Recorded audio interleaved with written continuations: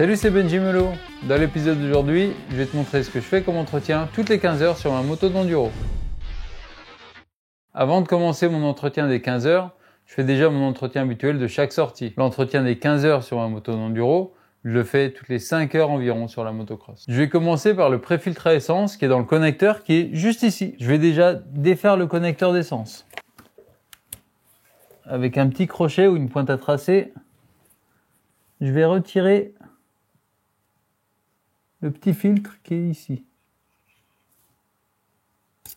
Voilà. Alors si on ne l'endommage pas et qu'il est assez propre, on peut le nettoyer un petit coup au nettoyant frein et le réutiliser. Mais pour le prix que ça vaut, on va en remettre un neuf. Il suffit tout simplement de l'insérer dans le connecteur, le clipser. Je vais nettoyer mon connecteur avec un morceau de chiffon. Faut pas hésiter à mettre un petit coup de nettoyant frein pour enlever toutes les saletés et souffler. Le joint torique qui est là sur le connecteur, il est un petit peu sec maintenant que je l'ai nettoyé. Je vais utiliser un petit peu de silicone que je vais pulvériser juste sur le joint, délicatement, de manière à lubrifier le joint et faciliter la remise en place. Une fois le connecteur remis, je vais mettre un petit coup de démarreur pour mettre en pression la pompe à essence. Et on vérifie que ça ne fuit pas. Ça peut arriver d'endommager le petit joint torique au moment du remontage du connecteur. Ensuite, je vais la vidanger. Dans le cas de cette moto, il s'agira seulement de la boîte de vitesse. Sur la motocross, ce sera l'huile moteur et le filtre à huile. Je vais faire chauffer le moteur quelques instants pour fluidifier l'huile et faciliter la vidange. On a déjà fait un tuto complet sur la vidange d'un moteur 4 temps. Sur le moteur 2 temps, la vidange est beaucoup plus simple que sur le 4 temps.